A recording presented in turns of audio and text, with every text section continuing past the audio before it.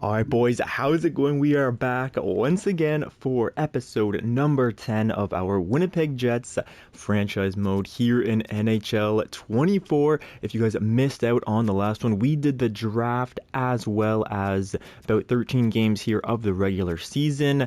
And it was a doozy, man. So we are currently seated outside of a playoff spot, but we're only 1 point away from our divisional spot and 1 point from the wild card. Not doing as well as years in the past, and I think that I made a big mistake in the last one, and I think some of you guys did harp on that a little bit, which is much appreciated, because I've got to come clean and tell you guys when, I'm not at my best and when I make a mistake.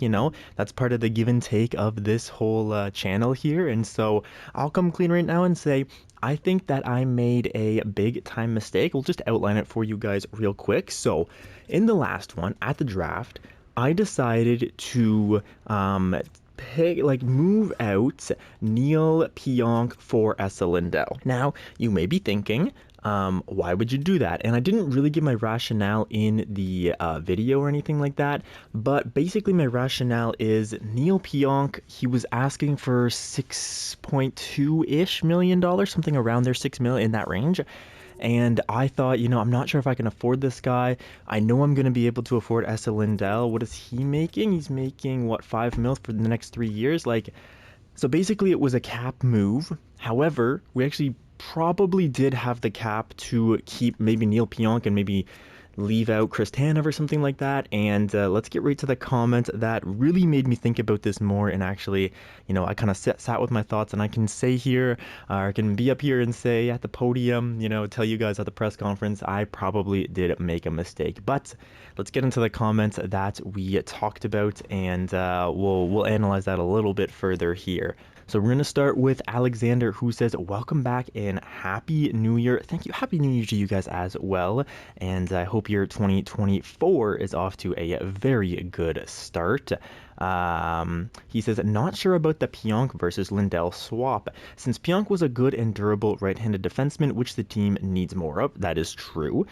He was in fact the best option on that side, given Tanev's likely further decline throughout the year. Yes, exactly. So Pionk was our best right-handed defenseman, and we actually moved him away in favor of Esa Lindell, who's left-handed. So we have two left-handed players on the second line. Now, granted, they are +5, both of them, so they're definitely not hurting us by any means. They're actually helping us quite a bit. And the top line's also plus. The only line that's really minus is this third unit of the D pairing, but even then, 0 and +3. So we're not having a bad season whatsoever on our defensive end of the puck, but definitely having an 85, 86 overall Neil Pionk in that first line would be very nice.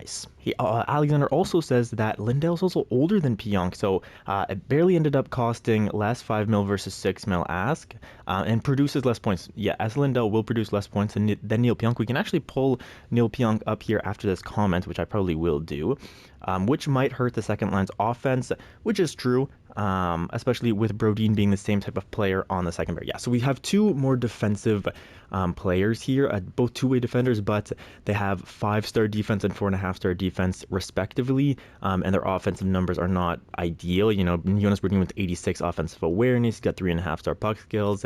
Esa Lindell only 84 offensive awareness, so they can get it. They are serviceable, but by no means are they as good as Neil Pionk offensively, for sure. Alexander then goes and says that forwards got better, though, as we brought in Brock Besser for a 6th round selection and the rights to Mark Scheifele, I believe it was. So that was a pretty good trade in our favor. Brock Besser having a pretty good season so far. He's got 4 goals, 10 assists for 14 points in 13 games. That puts him on pretty good pace for sure. And then we also picked up David Perron in free agency, who is our leading point scorer with 14 points in 13 games. And then the Chaz Lucia's growth going up to 80 overall. Only 5 points in 13 games. Want to see a bit more, maybe 7, 8 points in 13 games, but definitely don't want to rush him too much here. I think the third line is where he belongs. Alexander does then say the top 4 defensively is now Josh Morrissey for offense, and then 3 defensive pylons. I'm not sure if that's an upgrade. If anything, Lindell should have replaced Tanev or been added for the third pairing. Nino is also now the most expensive fourth liner in the league, and the third line center will need an upgrade at the deadline. Okay, so a lot of stuff to unpack here. Nino Niederreiter is a -1 with 3 goals, and he's making 3.3 mil. I can see your point. It definitely is a lot, but Nino also brings 81 poise, which is not, not the craziest thing in the world, but he's got serviceable defense, and he's a good shooter who can play on that power play unit if we need to make changes. He can also play up or down the lineup. He can play on that second line if he has to. He can also play on the third line even. So I think that Nino has a bit more versatility than we're giving him credit for. He played on that third line and had the best year of his career last year. So I think him playing on the fourth line right now doesn't mean that he's necessarily going to stay there for the entire season. We can also trade the contract out and free up some cap space if we have to. So he's got some versatility on the roster, I think, at least in my opinion. I'm a bit disappointed with Morgan Barron though, and Rasmus Kupari. So we will probably have to change up this fourth line a little bit at the deadline, but I don't think it's as dire as Alexander does. But that's okay. That's why we do this. That's why we all get our opinions in there. And third line center will probably need an upgrade maybe if we want to go deep again, as Lowry should be the fourth line center. So what Alexander says, let's see how it plays out in the quest for the Stanley Cup. Then he puts some line combinations potentially. He says Kyle Connor, Scheifele, Velarde, or Lucius. Then he has Ehlers, Perfetti, and Besser. So maybe change the lines a little bit is what he's saying to get some more production out of the team here. We can go Chaz Lucius up to the top with so a line like this maybe is more suitable to the roster according to Alexander. So potentially that could be an interesting one. Then he also has some defensive suggestions here. He says Morrissey and Lindell. So it would be like this, a +1 instead of a +3, but better overalls for sure. Then Brodin and bring Pionk back perhaps. But if we bring Pionk back, I think we will have to trade Chris Tanev. So it would be Hinola and Kniazev still there, and then Tanev and Pionk. But Tanev does not have the value to bring back Pionk, so definitely something to think about. And again, we don't have to make decisions instantly, but I will keep those thoughts in mind. And then Alexander leaves another comment saying, out of the available players on the market, maybe for the forwards, we saw Boone Jenner, Philippe Danault, Joel Eriksson Ek, and William Karlsson. So keep those names in mind. And then for defense, maybe Seth Jones, Werenski, or Vince Dunn. They all have very high trade value and salary caps, but I will see if I can get any of those to work. He puts in some trade suggestions here, maybe Tanev plus Nino Niederreiter plus a prospect and a first-round pick for Seth Jones. Then maybe a 2027 first-round pick and a prospect for Joel Eriksson Ek at 50% retained. One of each would lock in our cup chances with the core slowly aging. Don't worry, I take all the time you need. We're good for the entertainment. Thank you very much, Thor, for the thoughts and opinions there, Alexander. I do appreciate it as always, my friend. The next comment of the video is from Doug, who says, great video. I'd wait a few months before making any changes. Give the team some time to gel and maybe switch up the lines a bit or check the power play units and see if they are clicking. Yes, I will also do that right after this. As always, though, glad to be watching again. Only really interesting name I see on the block is Vince Dunn. Okay, so we have 2 votes for Vince Dunn there, so maybe looking to get him is an interesting option, but he has a lot of value, so not sure if it's worth it at the deadline. If he's still there, see if that's a good demon to consider. Cheers, and hopefully all is well. All is well, my good friend Doug there. We got some nice comments there. I do appreciate all the thoughts and suggestions as always, boys.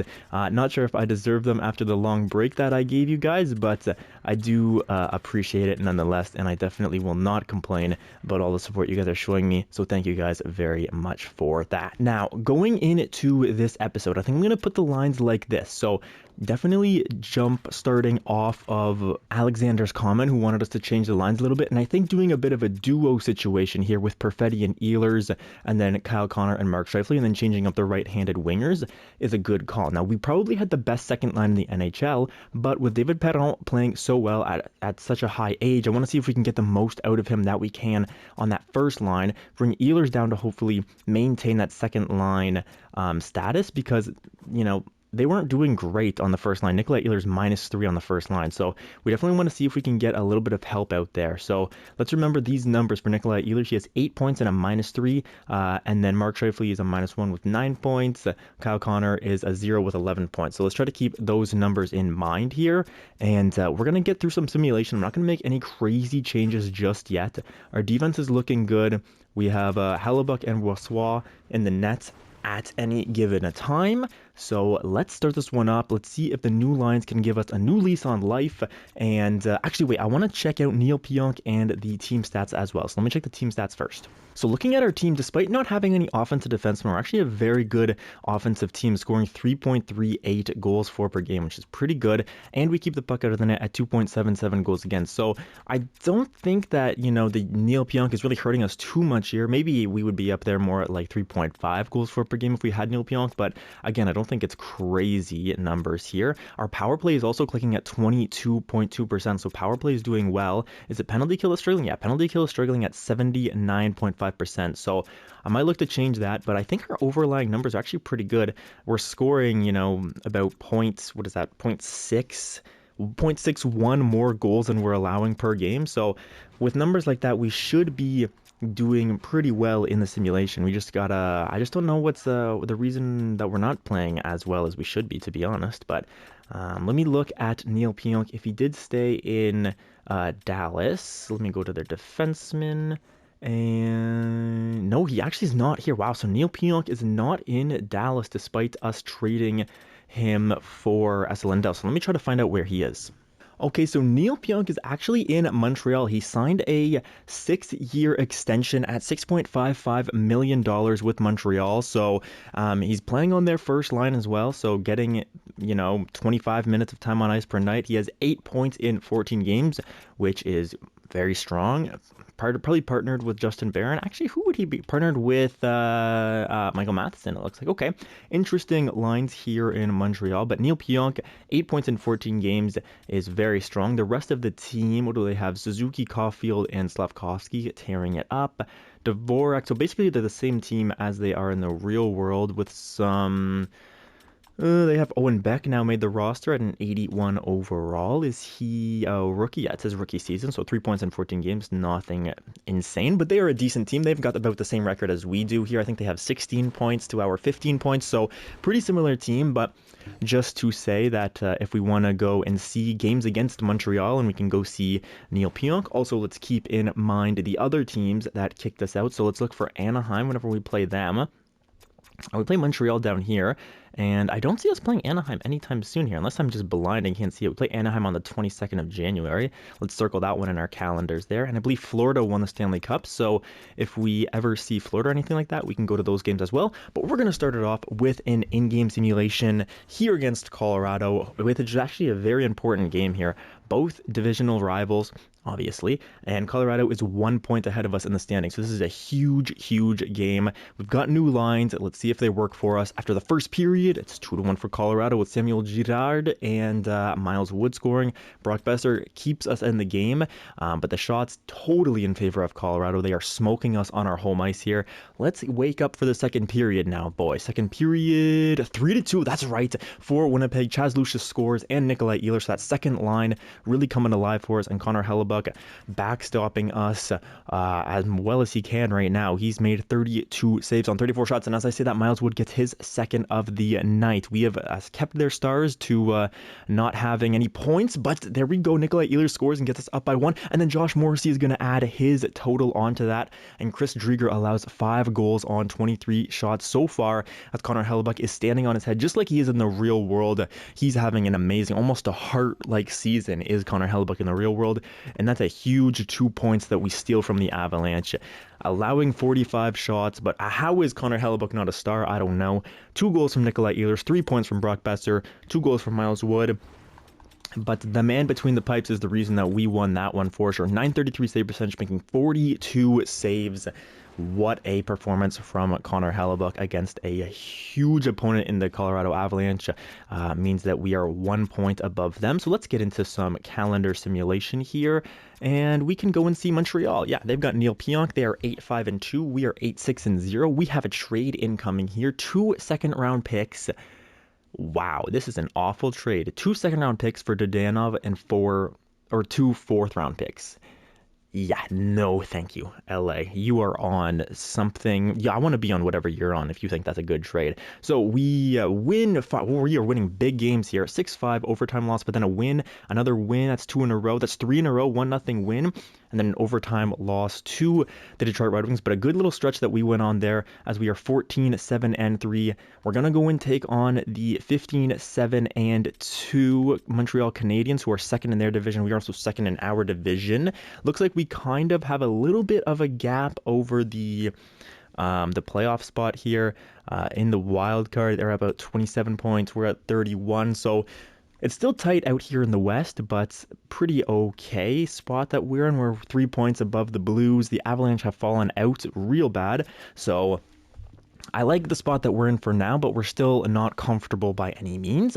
We're going to play the Montreal Canadiens here. 15-7-2 they are. We get to see Neil Pionk in his new building. We're in La Belle Centre, or Le Centre Bell, I assume, in Montreal. And there's Chris Tanev, who's going to score on Jake Allen. First period ends 2-1 as Joshua Roy scores on Connor Hellebuyck, and then Josh Morrissey. All these French-Canadian names making me work overtime here with my very limited knowledge of French. But either way, this is a lot of defensemen scoring here. 2 for us. Is Joshua Ross defenseman? No, I think that's his, or there's a wall that's the defenseman, but I don't think it's Joshua. Anyways, 2-1 for us going into the second period, and it remains 2-1 the score. Okay, third period now starts. We kill off that penalty. Good. Our penalty kill hopefully is doing a little bit better than it was at the start of this video, where it was like 79%, I believe. So we will check that when we stop and take a look at all the stats across the league and things like that. But this game is a very tight one. Nikolai Ehlers scores. I hope that he's been on a tear on that new second line alongside of Cole Perfetti and Brock Besser, and that's a huge win and another great performance from Connor Hellebuyck, who makes 30 saves and is the first star of the night. Morrissey with 2 points, Tanev with 2 points. Good performance from us. We limit the Montreal Canadiens to 1 goal.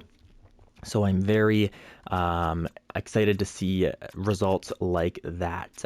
Next up, do we play anybody interesting? Any really good teams down here? It doesn't look like it really. We can go see Dallas. Yeah, Dallas is a good team, and they're in our division as well, I think. So that'll be, yeah, they are. They're at the top of our division. And there's Nino Niederreiter. He has been injured until December 12th. Let me change these lines. All right, so we're going to put David Gustafsson in there for Nino Niederreiter. Was Nino on the power play? Let me just check that out.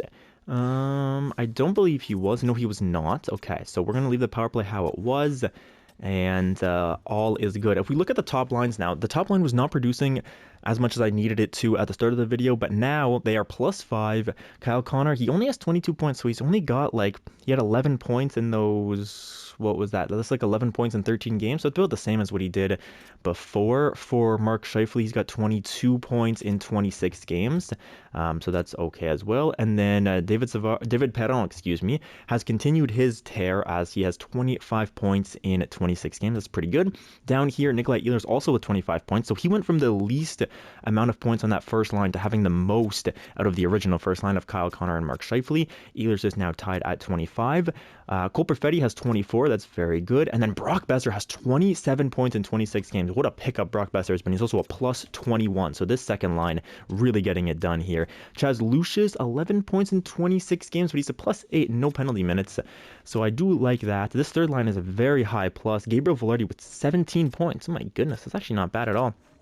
I want to see a little bit more points out of Chaz Lucius, but he is showing that he can play good defensively. At least he's a +8. He also has 98 discipline, only 83 offensive awareness. See, I need that stat to get up there, but he just is not simulating too well for us, man. Maybe Chaz Lucius is a trading piece, only 11 points, but don't want to give up on him yet too much. And then the fourth line is really struggling here at -4, -3. So I assume Nino Niederreiter not really helping out that third line. Maybe he is trade bait then. You know, if our top 3 lines are doing very good, we don't need a $3 million man on the fourth line, as Alexander said. Looking at defense now, Chris Tanev +9, +11 for Josh Morrissey. Good. I'm really only worried about the plus minuses. Also, Josh Morrissey has 23 points, so that's strong as well. Jonas Brodin with 11 points, +12, and Esa Lindell only 4 points, but +10. So I know we're gonna get angry at the amount of points that we're substituting. Right? We could have Neil Pionk, who had 8 points in 14 games with the Montreal Canadiens, and Esa Lindell only has 4 and 26, right? So definitely a drop off in points, but a very big help defensively here with 10. He's a plus 10.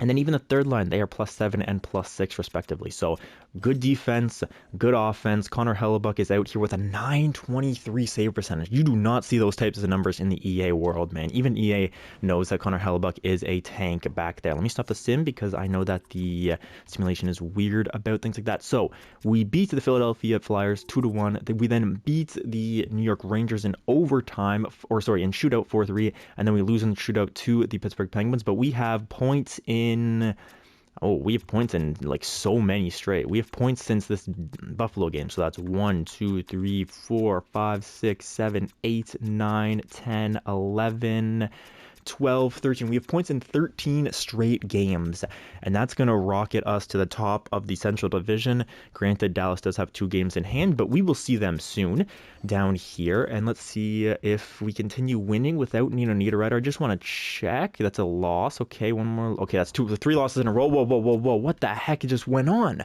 How did we just lose 4 games straight? And I paused it. I tried to pause it way down here when we lost this game.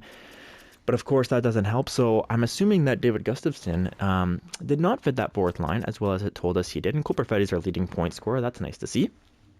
But now, what happened down here with the 4th line? What happened? They are -6, oh my God, -4 in 6 games. Yeah, let's get him out of there. And Nino Niederreiter, maybe he's actually helping us a little bit more than we want to say. But that's really awful. Oh my God, that's bad. It's a bad few games here. Did we watch this Chicago game? Man, that really makes me angry. We just lost 4 straight, and we didn't win any, or we didn't push any past the regulation to get a point out of them. So that dropped us to 3rd in our division. So we got to watch over the Blues now. The Stars are tearing it up as well. There's 21-6-3. Good Lord. Okay. Even the Predators have 4 games in hand on us. They could have 41 points if they win all their games. This is actually a big game here against the Predators. Let's simulate to it, and let's try to get back on the winning horse here against a bad Chicago team. We do win. We then lose 6-2 to Ottawa. Okay, and the Predators are slowly creeping up on us, 17, 12, and 1. Okay, so this is a big game here. It may not seem like it, but they do have 4 games in hand. So if they keep winning those games in hand, then we might be in some trouble. Also, the Coyotes are right below them. So we can't get complacent here. We do not have a guaranteed playoff spot. So let's go into this one here. It's a big game, and we start it off down 2-1 as Roman Josi and Philip Forsberg both score. So we cannot keep their big guns out of it. But Nikolai Ehlers at least brings us back within 1. Shots in our favor, but the score is in Nashville's favor. Second period now, and we tie the game 3-3. That's good. That's what I want to see. Daniel Sprong scores on the power play, but then Morgan Barron on the 4th line. Thank God they chipped in for something. And then Chassos is on the 3rd line. So we're just missing a goal from our 4th line to complete the sweep. But Connor Hellebuck has allowed 3 goals on 13 shots. He only has 10 saves in this one. So the Nashville Predators finding a little hole in Connor Hellebuck's game, I suppose. 3rd period now is underway, and let's see if the Winnipeg Jets can make the comeback in this one. This is a massive game, and of course Philip Tomasino, is going to score on Connor Hellebuck there, and now they're going to the power play. It's a long power play. What are you idiots doing? 5 minutes left in the game, 3 minutes, 2 minutes. Can we get a goal? Do we have a hero? No, we do not. And Jussi Saros going to pick up the win for his team there. 3 stars of the night are going to all be Nashville Predators with 2 points each, and that's a really, really bad loss. It's a 4-point swing in Nashville's direction, and they are now in a wild card spot. Boy, I do not like the looks of this. Okay, so let's play these 2 games. We're going to go down here to the Dallas game. If we lose these 2 games, then we're going to really have some issues. Kuzmin has been injured down there. Oh, no. Hellebuck has been injured, but just till January 1st. We're almost there. So I do have to make a roster move and call up our goalie down in the AHL, who is Salmonen or Milic. Probably Salmonen, Oskari Salmonen, who has a .917 save percentage down there. Okay, let's bring him up. Oh man, that's really tragic. Connor Hellebuck, of course, he has to get injured in those in that first game there. So we're gonna make sure Boissois is starting that game. Salmonen will back him up, and then I just need to spam. Oh, hang on. Edit lines. Yep. Milic will be starting, and Dominic DiVincenzi? DiVincenzi. I don't know how to say that name, but Dominic is going to be backing up Thomas Milic down there. So let's stop at the sim. Okay, that's the AHL team losing though, and we lose both of those games. So boy, so we're on a 4-game losing streak, and we're going in and playing the best team in our division. That is not ideal, I'm not going to lie, and Connor Hellebuyck is not back yet. Okay, we're still in a playoff spot, but barely.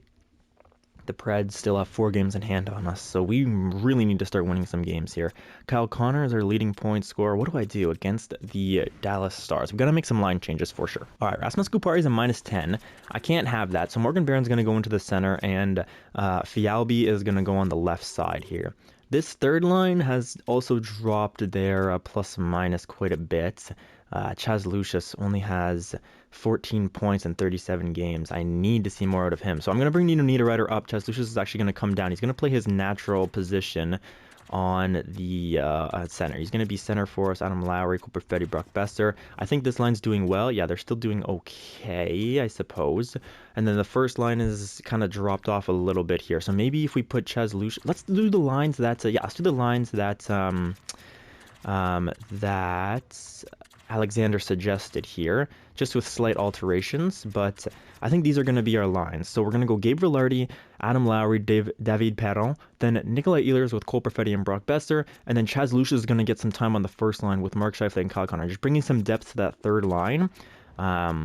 I just want it to work desperately, man. So then Josh Morrissey, Chris Tanev. Maybe we could do Esa Lindell instead. Lindell +7, Jonas Berdeen +5. So that their plus-minus has actually dropped off a bit. Chris Tanev and Josh Morrissey. And then the third pair, +4, +2. Okay, so it's not horrible. Maybe we should make some slight changes here. We could go +5 on the first line. And then Lindell, Tanev. I kind of like that. Get that +5 in there. See how much it helps us out. Okay, let's try that out for now. And then goaltending, we need to make sure that Waswa is playing as many games as possible here. So those are going to be the lines.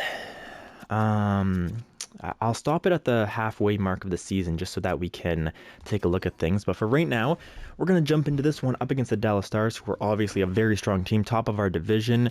So it's a really important game here, boys, and it starts 2-0 for Dallas. Okay, Jason Robertson scores, and then Wyatt Johnson also scores. So that's not good. They start with 16 shots in that first period. We desperately need to limit those chances against us as we go through the second period, and that's a 3-2 lead now for the Winnipeg Jets as Chaz Lucius gets some time on the first line, and he's going to score, and Mark Scheifele also. So we put Chaz Lucius on the first line, as Alexander said, and we get 2 goals from the first line. The second line also chipping in with Nikolai Ehlers. That's a huge second period for us.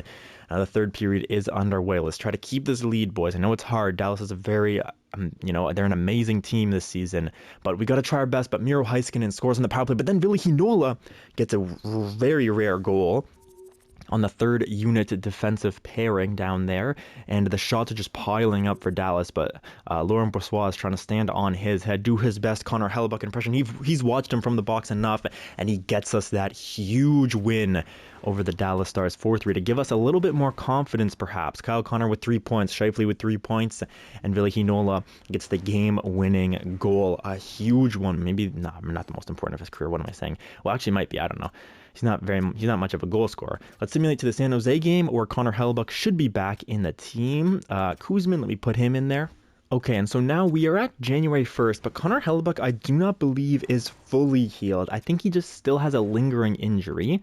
Chaz Lucius in that game, he got a goal, obviously we saw that. But yeah, Connor Hellebuyck is still injured. He still has that lingering injury. So we're going to make sure that Brossoit is still in the net for this one, and we're going to play the San Jose Sharks here. I'm just going to simulate from this screen and hope that we can get the win. Now Hellebuyck is fully back, and we get a loss. Good Lord, we lose that one 3-2. Tony Nato has been injured down in the AHL. Just replace him. He's a career-ending or a season-ending injury. Excuse me, I cannot speak right now. But now we get Hellebuyck back. Oh boy, I'm really nervous. I don't know why. I just feel like we're not simulating as well as I wanted us to.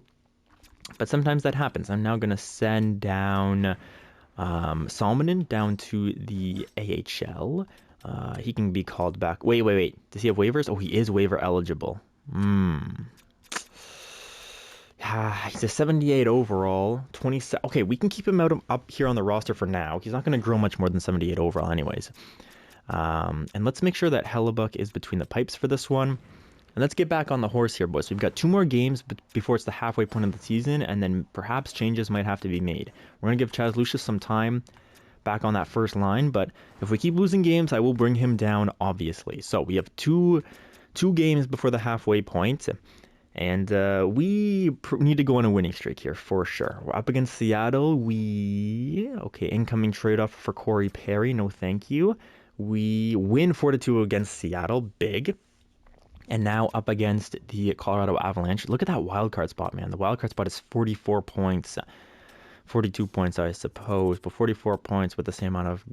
Jeez, man. We are barely ahead of a wild card spot. Oh my goodness, that's scary. Okay, big game against Colorado here. They are the worst team in our division, but do not underestimate them. They have the firepower. They have Cale Makar, Nathan MacKinnon, Mikko Rantanen still, so they're still a very strong team. Let's try to get a win here, boys. That's all we can say. Just go out there and play our best hockey that we can. And that's a shootout loss. 5-4. At least we get a point, I suppose. But not good enough, man. Not good enough. If we can just win some of these games that are going to shootout in overtime, we'd be in a much better position and be much more comfortable with where we are in the standings. But with that being said, we are 4 points above the we have 2 points above the Predators. They have 4 games in hand on us. We actually have like the most games played in the NHL, don't we? Yeah. Oh, so that's really scary because any team can basically come up and take that from us. No, you cannot any team, but the Coyotes, the Wild, if they win all their games in hand, they're still right there. They're still like 2 points behind us. The Predators, if they win their games in hand, we drop back to a wild card spot. Like this season is not in hand just yet. So don't be fooled by the numbers you see. That losing streak there in like mid-December really hurt us. Or I think it was probably mid-January. But either way, we're going to take a look at the points here for the team. And David Perron really has fallen off on that first line. Might have to drop him back. Actually, he is dropped back to the third line now for the last couple of games. So we will see. But let's start up here with Kyle Connor, who is on pace for 86 points. He's only on pace for 16 goals, Kyle Connor. Wow, that's disappointing. Okay, but I guess he's on pace for 70 assists. But, I mean, Kyle Connor is supposed to be our man up there, our sniper. He had like almost 50 goals last year, right? Yeah, 45 goals last year. This year, though, only 8. Okay, interesting. Then Mark Scheifele with 40 points, on pace for 80. That's good for him. Nikolai Ehlers on pace for 72. I would like to see a little bit more out of Nikolai Ehlers, who is making almost $9 million a season. Come on, Nikolai. Let's try to get a bit more out of you. He's tied with Cole Perfetti, who is having a career year. Well, it's on pace for a career year anyways. On pace for 72, which would eclipse his 63 last season. That would be nice. Brock Besser has really fallen off a mountain as well. Only with on pace for 68 points, 11 goals. So he's on pace for 22. It's okay. We have a lot of guys who are on pace here for about 20 goals. David Perron also fell off a mountain here. He was point per game before, and now he's on pace for 64. So not bad, but not ideal. Josh Morrissey on pace for 64 is good. Gabriel Velarde on pace for 40 points. Yikes. Gabriel Velarde, 40 points, but he's only making 2.6 mil. Maybe we put Gabriel Velarde on the first line instead of Chaz Lucius. That worked out well in the playoffs, so that could be something interesting. Adam Lowry with 10 goals on pace for 36 points. Chaz Lucius on pace for only 32 points. He's got 16 right now. Jonas Rudin on pace for 28. Cristiano on pace for 18. Morgan Barron for 16. S.L. Lindell for 14. Nino Niederreiter here has 6 points in 35 games. Yeah, Nino Niederreiter looks like he's going to have his last time in Winnipeg at the trade deadline. Artem Knizev +5. He's got 6 points. Rasmus Kupari, he's got 5 points. He was a -10. He's not in the lineup anymore, though. Ville Heinola, 5 points, +3. Fialbi's actually a +2, so bringing Fialbi in has been good. He also has 2 points in 4 games played, so that's pretty good. I'm happy with putting Fialbi in there. Looking at goaltending now, Connor Hellebuck, okay, his numbers have come a little bit more down to earth. .916 save percentage, 2.9 goals against average, where he had like .923 before. He's got 1 shutout and a respectable record, I guess. It's not as good as I would like it to be. Salminen lost a game for us with a GAA of, he played 42 minutes and then he got pulled. Wow. Or maybe he went in relief and then, I don't know. But either way, let's look around the entire league at the forwards, all skaters, I suppose, Alexander Ovechkin has 49 points in 38 games. He really is defying time out here. He's on pace for like 98. Yeah. Same with Barkov, 11 goals, 38 assists. Nick Suzuki as well in Montreal, leading the league. Connor McDavid, Cole Caulfield, Austin Matthews, Matthew Tkachuk, Johnny Gaudreau. I'm sure Columbus fans would love to see that in the real world. Nathan McKinnon, David Pastrnak, and Nikita Kucherov. Kyle Connor's then up here. That's good to see. But again, we have the most games played, so keep that in mind. Quinn Hughes has 43 points in 39 games. Tage Thompson with 42 and 37. Kaprizov with 42 and 38. Patrick Kane with 41 and 39 on Dallas. So maybe that's why they are so good as well. Rantanen, Anton Lundell. Anton Lundell, wow, that's a name you don't see very often. But medium elite, 88 overall, two-way forward. He gets it done both offensively and defensively, I suppose. Jonathan Marchessault, Scheifele, Landeskog, Bo Horvat, Philip Forsberg, John Tavares, all these names down here. Leon Draisaitl only with, where is he? Only with 39 and 41. Marner only with 39 and 40. I mean, Daniel Sprong, 86 overall, has 38 points in 37 games for Nashville. Craziness. But interesting stats here. Jonathan Huberdeau with 38 and 40. That's nice to see. Let's look at goaltending now, and the leader is Jake Ottinger of the Dallas Stars, looking for a Vezina year right here. But John Gibson, giving him a run for his money. 20 wins for John Gibson, but 926 save percentage, 2.53 goals against average. Crazy numbers out there. A lot of goalies with 20-plus wins. Jake Allen, Darcy Kemper, Stuart Skinner, Igor Shesterkin, Philip Gustafsson, Dustin Wolf, Linus Allmark, and then Connor Hellebuck is here. If we sort save percentage with like 30, no, not 30, well, maybe 30 games played, sure. Looks like we're looking at John Gibson, Jake Allen, Pavel Francouz, whose career is over in the real world, as an 82 overall, is tied for the third best save percentage in the entire league with Jonas Korpisalo. That's hilariously comic. Okay. Jake Ottinger there as well. But John Gibson has crazy numbers for EA land. So nice to see. Let's look at rookie skaters now. Rookie skaters, Atu Ratu is an 82 overall with 27 points in 39 games. So no medium elite guys up here, huh? Or Vesa Allen, I believe, was the first round pick this year. Yeah, he was. So Vesa Allen with 19 points in 39 games. Zachary Bolduc. Chaz Lucius is there. So Chaz Lucius could actually get it if he starts to tear it up a little bit more. But Atu Ratu, playing probably second line time for the Vancouver Canucks, is getting it done for them. Well, not defensively. He's a -7, but he's got 27 points. So that's interesting to see. Those are what the stats look like around the league halfway through the season. We're going to continue now. Minnesota, this is a big game for us. They're 19-19-0, but they're in our division. So any divisional games are very important. And then we have the Florida Panthers, the reigning Stanley Cup champions, after that. So let's simulate past this Minnesota game. That's right. We're not done quite yet here. I'm going to probably go maybe just up to the trade deadline, depending. So that we can take a look at the trade blocks together. But I will keep some of those other names that you guys had suggested in mind, like the Vince Dunns of the world. Maybe even Neil Pionk, if he's on the block, bring him back. That could be an interesting solution there, but he is on a very big contract. We could look at maybe Philippe Danault for like a third line center role, or William Karlsson or somebody like that as well. So let's go to this Florida game here. They are the defending Stanley Cup champions, and they are 15-20-4, so that's a big win over the Minnesota Wild there. And now, should we jump in and see Florida, or should we just keep simulating? I thought Florida was going to be a bit of a better team, so let's keep simulating, I suppose. Any really good teams that we have to keep an eye out? Calgary, they are top of their division. It's not really too important for us right now. Montreal, we could go see Neil Pionk again. We already saw him. Let's go to Anaheim. They kicked us out of the playoffs last year. That's a loss to the bad Florida Panthers. But let's get back on a winning streak here. Win, loss, win, loss. Interesting. Loss. Gabriel Velarde has been injured until January 25th. Okay, let me change these lines. Then I was just thinking about bringing him up to the very top of our lineup. But see, this is where Nino Niederreiter gets to go up a little bit.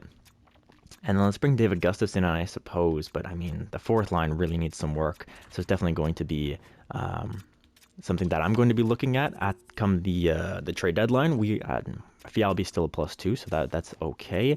Chaz Lucius looks like his plus-minus has gone up since being on the first line, so I'll take that. Cole Perfetti and Nikolai Ehlers. That second line now is not getting it done as much as I would like it to. So maybe let's trade Besser for David Perron, because Perron was doing well on that second line to start. Brock Besser now gets relegated to the third line, though. We could put Brock Besser up on the fourth line, Chaz Lucius back to the third line, perhaps. But Lucius is doing well on the first line. I mean, he's not really getting many points. How is this first line doing? They are tearing it up, but then the second line is really struggling, so I need to go back to the lines how they were before, basically. Simply because the first line was doing amazingly. But the second line was just really struggling. I mean, only +3 for Esa Lindell. We need him to be way better than that. And Chris Tanev as well, only +1. So maybe we try Kniazev on the first line. I mean, he's not doing God's work or anything like that, but he could be okay. Keeps the +3. I don't know. It's just something to think about. And Hellebuck, how are you doing down there? 913 save percentage. Okay, you're kind of keeping your numbers where they were. Down here, Velarde, yeah, I just put in Gustafsson, so let's hope and pray that Gustafsson doesn't tear this team apart instantly as soon as he gets thrown into the lineup like he did last time. He can play center, got better face-off rating. Other than that, I'm liking how all this looks. I mean, Chaz Lucius he's a +13, but his defense is only 2.5 stars. I can't put him on the penalty kill or anything like that. So let's continue here. Brock Besser on the first line. Let's finish the simulation. I'm spamming a circle. We win that game 3-1 against Montreal. So we beat the Wild. Then we lost to Florida. We beat the Red Wings, lost to the Coyotes, beat Calgary, lost to Chicago. And then so we've gone 500 here on like the last 6 or 7 games, which has kept us in the hunt at least, but we're still many games ahead of the Predators, and we're still, our playoff spot is still not secure. We're 5 games ahead of them, and we're only 5 points ahead of them, right? So they've got to lose like 3 out of 5 or so. So playoffs are not guaranteed for us. We got to try to keep winning. That's all we can do. The Ducks are a very strong team.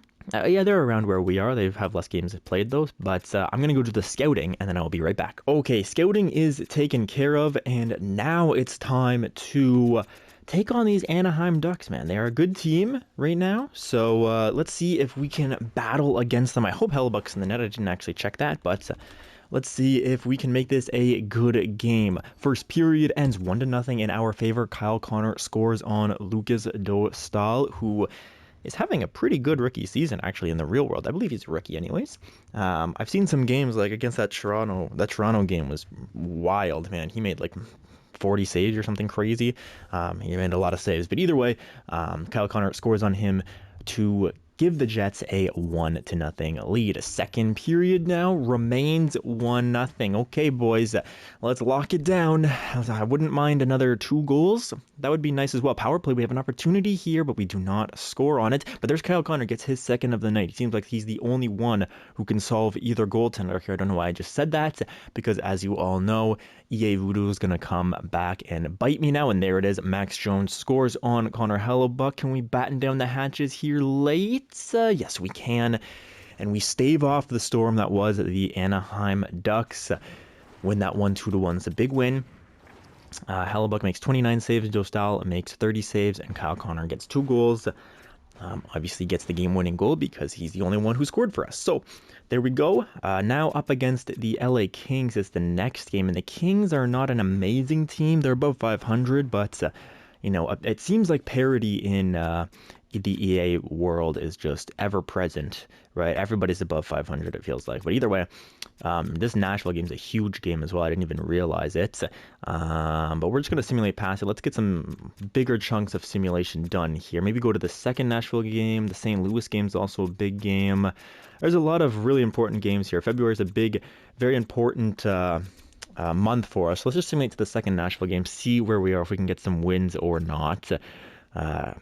Just changing thirds and then giving up a fit like that trade made no sense. Okay, so we have Gabriel Velarde back. We just won 2 in a row for the first time in like 2 months. So we're just going to continue simulating until we, you know what? I'm not even going to say until when. You guys know. But I'm just going to continue simulating until I feel the need to stop, okay? I'm not going to leave it to any specific action or anything like that. And we are going on a bit of a run here. Okay, that's an overtime loss.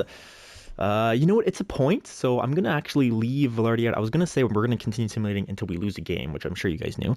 But that's actually a point, so we're going to simulate one more game here. If we lose it, then we're going to... Okay, so Velarde's coming back into the lineup. I'm going to go see how that fourth line did. That was a nice little stretch there for sure, though. little 4-game winning streak and followed up by a 2-game losing streak, but at least we got a point in one of the games, so it's nice.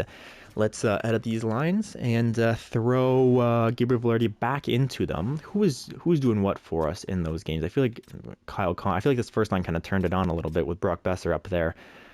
Besser now has actually, he only has like 45 points in 54 games, but his plus minus went up a lot. Second line, I don't know, man. I don't know what to think of this team. It's strange. I wasn't keeping track of all their numbers, but I think Brock Besser might be helping out that first line, which is nice. And Chaz Lucius had a few more goals there. He like 3 or 4 more goals. Nino Niederreiter though, -7. Is that up from what he was before? I think it might be, but again, I wasn't keeping total track of it. David Gustafsson now is 0. He was a pretty big minus before, so that's good to see. Maybe Morgan Barron comes out of the lineup here. Everybody else seems like a decent fit. Morgan Barron could come out. Nino Niederreiter could also come out. I don't know. I do not know what to do. I'm going to put Morgan Barron out of the lineup. And we're going to put Gabriel Velarde back in there. Hopefully he can continue what was an okay season, 24 points. So he's a +4. Let's keep an eye on this third line here. He's +4. Perron's a +10, and Besser's a +21. So let's keep an eye on those lines. And let's try to get some W's lined up here. So against Vancouver, they are a strong team, but we are also a strong team. We beat them in round 2, I believe, of the playoffs last year, so they're going to be looking for some vengeance. Let's simulate to the St. Louis game, and let's try to snap this losing streak that we have been on here. That's a loss. Okay, hang on. I'm going to stop the sim after this one. That's another loss. And after a 4-game winning streak, we have a 4-game losing streak. At least we get some points in some of the games, but that's not ideal whatsoever. It looks like our spot is not guaranteed, but it's a little bit more comfortable than it was previously after that 4-game winning streak there. Edmonton now. What do we do here? Okay, we got a point. So I'm gonna go one more game, and that's a lot. Okay, what is going on, man? Good Lord, I can't get a win to save my life right now. That's so unfortunate. It seems like we just can't string together enough momentum here. David Perron dropped to an 85 overall. He's a 10. Brock Besser was a -3 in that little instance there. What were the lines where we went crazy? It was Perron on the first line, I think. Besser, Ehlers. I think it was like this, weren't they? But it wasn't Fialbi. But Fialbi's a +5. Nino was +2 in that little stretch there. These guys were -1. Oh, man, I don't know what to do. Maybe change up the defense. +23 though, +1 for Kristanev, +5, +17, +1, +2. The third line, I mean, I don't know what I can do. I feel like we're a good team. I feel like we're playing. It's just these last couple of games have been crazy. Let's give Boissois a start. Man, I don't know. We'll put Perron on that first line. This second line was really killing it in the middle part of the season. Perron on the first line was doing well to start. Yeah, man, it's disgusting. Okay, they have a +2, so they were doing well. Okay, let's see. We're gonna start with these lines. Just that small change of Perron to the first line, and Besser back down to the second line. Let's jump in for the game. You know, if I have to jump in every game for us to get a win, I will do it. I don't care. So here we go. First period against Arizona. We're down 2-1. Connor Geekie scores shorthanded. Victor Olofsson scores even strength. Kyle Connor gets 1 for us. Second, we only have 5 shots. Come on, boys. Let's tear it up. Second period, 3-2. Okay. Dylan Gunther, but then Jonas Brodin answers back. And the third period is underway, and we tie it up. Cole Perfetti does, and then Chaz Lucius scores again. We're now in the lead 4-3. Now we're in the lead 5-3 as Josh Morrissey blasts one from the point on Frederik Andersen. But then hang on. This is a barn burner of a game here as Andrew Kopp scores on the power play to put this lead back within 1, but then Josh Morrissey scores again on the power play, and we are back up by 2 now. This is a exchanging blows here at both these teams. Connor Geekie gets his second shorthanded goal of the night, and I feel like I'm at an auction here, and it's sold to the highest bidder of the Winnipeg Jets, who win 6-5 in that one. Good Lord, I need a break. Oh my goodness. All right, nice little win there. I wasn't sweating at all. 3 stars of the night are Morrissey, Scheifele, and Connor Geekie, who had 2 shorthanded goals. After, I just had to expel all the oxygen that I had left in my stomach. Now, okay, Artem Kniazev gets injured, so now we can actually change the lines up a little bit here. And what's going to happen? Do we have any scratch defensemen? I don't actually think we do. No, we don't. So we have to bring somebody up. So let me do that real quick. All right, and I am so sorry about this, boys, but my recording just cut out, and so I lost a little bit of what just happened. So I will just reiterate what I did. I brought Declan Chisholm up to the team. He's played 5 games. Okay, so I'll go 5 games back. He has 2 points. He's a +0. He's a big boy. He's got decent defense. He's kind of just average everywhere. In the real world, he's played, a few games in the NHL, but now in this world, he's only played 2 before he played his 5 here. So that's who I brought up in replace of Artem Kniazev, who will be out until the end of March 27th, I believe it is. Other than that, the team looks the same, okay? I'm so sorry, boys. This usually doesn't happen. But I did simulate 5 games without you guys. So I'll show you what happened. We lost against, here we go. We started it here, I believe, against the St. Louis Blues. We lost in overtime. Then we lost to the very strong Carolina Hurricanes. But then we won 2 in a row. And then we lost to Edmonton. So we are on the last game before the trade deadline now. And I brought you guys back just in time. We're going to simulate this one in the real time sim like we usually do. And then I'm going to go look at the trade blocks. And that'll do it for this episode. So here we go. Last game of the video here before we consolidate and decide who we want to keep, who we want to get rid of. Nino Niederreiter, definitely somebody on the block that I'm looking at. But here we go. First period. This is a pretty big game to decide whether we want to be a strong team or if we want to keep being the weak team that we've been, or kind of like that average-ish team we've been most of this season. So first period does not go in our favor. Can we come back though? They have Jeremy Swayman in the net. I forgot about that as well. Second period. Oh my gosh, this is an absolute barn burner of a game here. Seattle up 7-3. Don't even want to look at this game for much longer. Can we come back? Possible? No, definitely not coming back. And Connor Hellebuck has a weak game, a very weak game. And it seems like later on in this video, the later we've gone, kind of the weirder that the simulation has been, we've allowed many goals. I mean, we scored 4 goals here and we've lost the game. Oh my goodness, that's rough. But Brock Besser scores on Jeremy Swayman. Do I even want to look at the stats? I guess I have to, right? Nikolai Ehlers +2, Brock Besser +2. So the second line was very good. The third line defensively was good as well. So it's our top pairs or our top lines that are not coming to play. The fourth line also -3. I mean the first line -4 for the first defensive pair. That's rough. So I think what we're looking for at the deadline is some consistency. That would be nice because, we go on a crazy run and then we kind of are just 500 the rest of the way. So we want consistency out of this team. We've played 64 games. We've got like 18 left to go. I'm going to take a look at the trade blocks. We need some depth offense. So like some 3rd, 4th line guys. And then also we need like a top right-handed blue liner would be nice. A guy like Jamie Drysdale, who just got traded to what am I thinking? Just got traded to the Philadelphia Flyers in the real world, but obviously he's not on the block, so that's going to be a very hard deal to get done. Okay, Anaheim, nothing really that interests me because everybody's on long-term deals and they have massive amounts of money. Mason Appleton could be interesting, bringing him back to Winnipeg. He has not played in the NHL, or he's not playing in the NHL this year. He hasn't played in the NHL the past 2 seasons, so maybe bringing him back to Winnipeg would be very nice. Help him boost his confidence a little bit more.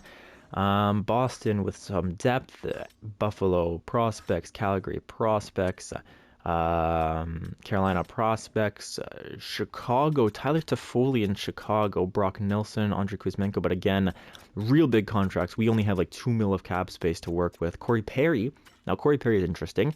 He's a -12, but he's on a kind of a weak team. He's a grinder. He would fit the second line and the penalty kill as well. He's playing their 3rd line. He's okay. Athanasiou as well. He's a sniper. We don't really need a sniper, but he is a +4 playing probably similar time to Corey Perry. He's actually on their 4th line. Interesting. Okay. Athanasiou could be interesting. Tanner Jeannot, also Sammy Blais, Brendan Duhaime. All these guys are guys we can consider. Brendan Duhaime is a +5. So their 4th line is actually pretty good out there in Chicago. That's nice. Nice for them. This is an interesting name here, Julius Mettinen. I don't know if this is a real-life player. Playing in the WHL, probably is then, actually. But who knows? Columbus, Zach Werenski is still on the block here in Columbus, so if you want me to make that move for Werenski or Boone Jenner could be a very nice 3rd-line center to pick up. But again, he has bonkers trade value, so we would need to give up I don't know, man. We need to give up probably Barker, who is remained a 74 overall. Was he actually 74 overall before? I think he was, but I don't remember. What's his season looking like? Oh, yikes. 15 points in 48 games. Pretty much the same as what he did last year. Not ideal there. Yeah, we would have to maybe give up Datsuk. I do not want to give up Datsuk. 65 overall. We drafted him second round this year. I don't know. I don't know what we would have to give up, but it would be quite a bit of value. Probably Barker, maybe, no, we don't have any goalies in the system. Barker in a first, like our first round pick, it doesn't even get us very close to it either. We'd also have to give up some value, right? Because we need salary, so keep the salary in mind as well when you're thinking about these deals. But like it would have to be a forward probably. Somebody like Nino Niederreiter, right? Nino Niederreiter, a first. Maybe that gets it done, maybe it doesn't. But either way, that would be an upgrade on Nino for sure, but it's just the value is a lot. So I don't think we're going to be able to get Werenski with his trade value. It'd probably have to be multiple first-round picks, and I am not willing to do that. Trigg here in Dallas is a 81 overall medium elite player, playmaker. Oh my goodness, he's on the block. All power play, all penalty kill. He has an X factor. He's not getting time in Dallas's main roster, so maybe he's a little bit angry with them. But again, don't want to give Dallas too much firepower because that would be very scary. Detroit has JT Compher on a big contract. Actually, it's not a big contract for an 87 overall. Lehkonen as well is here. Shane Gostisbehere, Ryan Strome, Oliver Shillington could be somebody we pick up. It's like a depth piece. Justin Hall as well, but making a lot of money. Jake Wallman, yeah. See, there's some players, some depth players out here in Detroit for sure. Not bad at all. Edmonton, some prospects. Florida, some prospects. The LA Kings with Dennis Forbort. It is Dennis, right? Is it Dennis? Derek. Why do I keep saying Dennis Forbort? It's Derek Forbort. Minnesota Wild. They do have Joel Eriksson, who could be interesting to us. He's a two-way forward, 77 faceoffs, but he would help us out on that third line. And then Adam Larry would subsequently help out the fourth line. He's got 45 points in 62 games. He's playing on their first line probably, though, right? He must be. He's actually playing on their second line, but he has 22. No, he must be playing on their first line, but because he has 22 time on ice per night. He's a good player. He's a very strong player. He would help us out for sure. Vladimir Tarasenko is also here, but remember, Joel Eriksson, 4 years at 5.25 for a third line center, because we already have our second line center in Cole Perfetti, obviously. Matt Zuccarello is an interesting one for a playmaker. He fits the first line. He's playing on their second line, but he's got, 56 points in 61 games. That's very strong second line potential right there, or third line potential. Oh man, that's really interesting. Matt Zuccarello, he has low trade value and he's got good numbers, so that could be fun. Frederick Gaudreau, he's got an X. Why does Frederick Gaudreau have an X factor? Does he average like a point per game? What am I saying? Oh my gosh, I can't think. A breakaway per game, like Mikhail Grabovski or something like that. That'd be funny. Christian Dvorak is interesting. He could be a good third line center for us. He fits the forward lines and the penalty kill. So he's a good player for sure for Montreal. Could do a deal with them that could bring him here. He has decent trade value, but we can make it work. I'm interested in Christian Dvorak as well. Brendan Gallagher, no. Okay, that's cool. Nashville, Brendan Saad, and then pretty much nothing after that. Colton Sissons is there. New Jersey, New York Islanders, Rangers, Sens with Artem Zub and Rem Pitlick. Could Rem Pitlick be a depth? No. He doesn't have the defense for it. Philadelphia has Owen Tippett on the block in Philadelphia as a sniper. Now, we don't need a sniper, but he could be a good first-line player for us. Actually, we don't need him on the first line. Could be a middle six type guy. Play on the third line. He would definitely help out that third line. Tries to Lucius slide into the fourth line spot for the remainder of the season. Could be interesting. Max Domi is here as well. We were thinking about him in free agency to be like our third line center or a second line winger or something like that. Nikita Zadorov is here. Nikita Zadorov can play both sides of the ice. He has 4-star defense and 4.5-star physical. He's just a straight up defensive defenseman. But he could probably be on that first line for us, just a real big body to help out Josh Morrissey defensively. That could be interesting. Brendan Dillon is here. We used to have him. Teddy Bluger could be a third line center as well. He only has 12 points, doesn't get many points. Maybe he could be a fourth line center even. So a lot of names here in Philadelphia that I'm kind of interested in. Pittsburgh has Eric Carlson, no thanks. Gustav Forsling, no thanks. Ryan Graves, nope, I'm good. Marcus Pettersson. So all their defensemen here in Pittsburgh are up for grabs. San Jose with Burrows. Vince Dunn is still out here in Seattle. That trade value is just monstrous. The one he only puts up 27 points. So 27 points in 64 games. He's got good defense. He does have good offensive categories as well. He could really help with the second unit power play, but not really either. Jimmy Alexiak here, defensive defenseman. Jimmy Alexiak also interesting. So that could be a good player. He's playing on their third pair, -8. Okay, Colton Parayko is here, but that's a horrible contract for Colton Parayko. St. Louis Blues, Victor Arvidsson.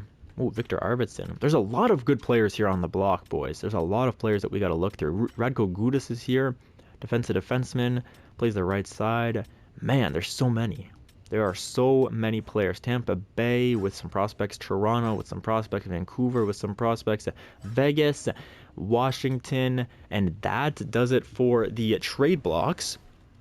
Now, just to remind you guys, I will show you our trade value, the value that we have on the table. Here we've got, let's sort by trade value. We have Josh Morrissey, Kyle Connor, Scheifele, Ehlers, Perfetti. All these guys are not going anywhere. Jonas Brodin not going anywhere. Datsuk, he could go if the price is right. Like we need to get a really, really good haul. Somebody who's young and good overall and produces. So like even Vince Dunn, I wouldn't be convinced to give away Datsuk because Vince Dunn is not producing very well offensively. So Esa Lindell is here with some good value as well. So if you want to make a really big defensive swap like Esa Lindell for Vince Dunn, perhaps that could be something we think about. But again, Esa Lindell brings a bit to the team as well. You know, he's what is he? He's only a +5 actually. 12 points, 22 penalty minutes. He's good for us. He fits that second line really well, but he's definitely not, needed for the future, I will say. Brock Besser is having an amazing season. Oh, I should look at contract extensions as well because Brock Besser probably wants a hefty penny for a +22. Gabriel Velarde has some okay value. Chaz Lucius has some good value. Chaz Lucius I'm not convinced about, to be honest. He hasn't been wowing me by any means. Cedric Pittis is here at 68 overall. I might have to give up on Cedric Pittis, man. He's not really producing, or he's not really growing in overall too much more. Kniazev, Lowry, Vilahinola, and then like all these guys down here with less value. Brad Lambert didn't really grow either, which makes me a bit disappointed. But that's what the value looks like for our team. Looking at draft picks, we have our 1st, 2nd, 3rd, 5th, 6th, and 7th for this year. And then we have 2nd, 3rd, 4th, 5th, 6th, 7th. So we have all our picks next year and then all our picks years beyond that. So that's what the trade value looks like. You guys know what we're working with now at least. Next up, let's take a look at the points for our team. Kyle Connor, I feel like he has really turned it on here late. It just seems like the team's not getting the results that we need. Kyle Connor with 74 points in 64 games. He is increasing his goal scoring as well, which is nice to see. 21 goals now instead of the 8 that he had to start the season. And we have Mark Scheifele, who is 69 points in 64 games. That's pretty good for him. 24 goals as well. Cole Perfetti hit the 20-goal mark. He's got 54 points in 64 games. That's okay. Nikolai Ehlers with 53 in 64. I want to see more out of Nikolai Ehlers, but he has 26 goals, leading our team in goals. Josh Morrissey with 51 in 64. That's good. Brock Besser with 50 in 64. I mean, to get 50 points in 64 games for a 6th-round pick is pretty dang good, if I do say so myself. But David Perron really dropped really bad, man.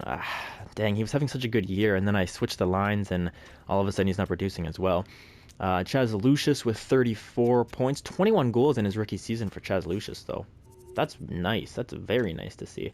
But you got to get those assist totals up. Maybe if he plays alongside of a really good playmaker, he can be a bit better. Gabriel Velarde with 29 and 58. Adam Lowry with 26 and 64. Jonas Brodin with 25 points. Actually, that's pretty good from Jonas Brodin. Is that like career? No. Last year was his career year, right? 37 points, yeah. But he is simulating quite well, actually, offensively too in this world, which is pretty nice to see. Chris Tanev, in his older age, it feels like has gone. He has the same amount of points as he did all of last year in 64 games. So he's an anomaly, as Chris Tanev. Esa Lindell with 12, Morgan Barron with 12, but he's kind of been scratched a little bit. Niederreiter with 11, Ville Heinola with 9, Fialbi with 7. He's only a -1 on the 4th line. I'll take that. Kniazev with a 7. He's a +2. Kupari with 5 points, hasn't played in a while. Gustafsson with 3 points, -7. Chisholm with 2 points, he's a +1 in his 6 games with us. So Chisholm is not hurting us at all. Goaltending now, Connor Hellebuck. Oof, man, 24, 19, and 6. So he's got 24 wins, 25 total losses, only one shutout, 907 save percentage, 3.10 goals against average. So our goals against is way too high for my liking. Look at the entire league now, all skaters, and Nathan MacKinnon with 84 points, Ovi with 80, Suzuki with 79, Caulfield with 77, Kane with 75, Kyle Connor with 74, so he's up there in like the top 10. Matthew 73, Nylander 73, then $11 million man, William Nylander in the real world. In this universe, what did he get? Basically the same. Okay, interesting. Barkov 72, Strome 72. Dylan Strome, man. Dylan Strome is going crazy, dude, playing alongside of Ovi. 71 for McDavid, 71 for Kucherov, Goudreau, Pasternak, Rantanen, Robertson. Scheifele's then up there. Okay. So we have some guys in the tops. Capo Caco. Oh my gosh. At 87 overall now in this universe. Has 67 points in 63 games. Okay, EA, sure. Defensemen, let's look at them. Victor Hedman leads the charge with Cale Makar, Quinn Hughes, Erik Karlsson, Tyson Barrie, Josh Morrissey then. So Morrissey basically in a three-way tie for third place in points, but really led by Hughes, Makar, and Hedman. So Morrissey not going to get the Norris, but that's okay. And then goaltending, looks like all of goaltending kind of fell since like the midway point of the season. But let's take a look at minimum 40 games played, save percentage 922 for Jonas Korpisalo. Do not tell me Jonas Korpisalo is about to win the Vezina. I swear to God, man. As an Ottawa fan, I will be livid because in the real world, man can't stop a beach ball right now. Anybody else crazy? Yeah, look at this. John Gibson was 926 midway through the season, and now he's got 914. So how the mighty fall in the EA universe of things. Who's gonna win the Vezina, boys? Who do you have? It seems like it's pretty much up for grabs for anybody who comes in and goes on a run here. So that's kind of cool. Looking at rookie skaters now, Aatu Räty still leading the charge with 48 points in 62 games, but then Chaz Lucius is third right now for rookie points, and he's got the best plus minus out of like the top 10 kind of guys. Actually, no, Heineman has a better plus minus, but Heineman also has like 9 less points than him. So interesting. I mean, Räty has 14 more points than Lucius, so I don't predict that Lucius is going to win it. But they're also getting more minutes, right? Keep that in mind. Getting 3 more minutes than Chaz Lucius per night. Lucius only 39% on the faceoffs, but at least he takes the puck away more than he gives it away. I'll take that for Chaz Lucius. So good little season for him. Not crazy or anything like that. Devin Levi in his rookie season, yikes, 11, 24, and 4 with a 900 save percentage, 3.36 goals against average. Now I'll take a look at the team stats because I feel like we're not getting the same production that we were out of our defensive stats. So 3.38 is about where it was to start the episode, I believe. But I think this number is 3.20 goals against per game. That's way too high, man. Way, way, way too high. And our power play is falling off a cliff. Same power play. We were at 22% to start the year, and now we're at 14. Whoa, that's nonsense. Okay. And then 79 still for our PK. So our PK remained the same, but our power play.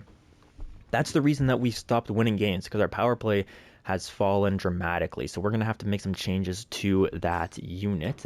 And the entire league, where do we sit? We're top 10? Are we top 10? Yeah, we are the 10th best team in the league right now. Oh my gosh, the Pittsburgh Penguins at 12 are in a wild card. That's normal, right? Yeah, so the Anaheim Ducks, Montreal at 15 are not in a wild card spot. That's tough, man. The East is, it's tough in the East. Actually tough everywhere, to be honest. I mean, the league is pretty close together. Like There's like 2 wins separating like 9th place and 3rd place. So, 2 wins separating 9th place and 3rd place. The league is, there's a lot of parity in the league in this universe, I suppose. And Florida did win the cup, so I wasn't just talking nonsense at the beginning of this episode. But that's gonna do it for the episode. You guys got to be able to take a look at the trade deadline again. I do really, really value all the support you guys have been giving me, all the comments. They go a long way in helping the algorithm, things like that, all the likes that you guys gave me on the last episode when I came back. It's much appreciated, and I do love that you guys were able to support the channel the way that you have been. Keep doing that if you like the videos. If not, I get that as well. But thank you guys so much for watching. I'll see you guys in the next one. Have a great rest of your day, and I hope that 2024 has treated you well so far. I'll see you in the next one. Peace out, everybody.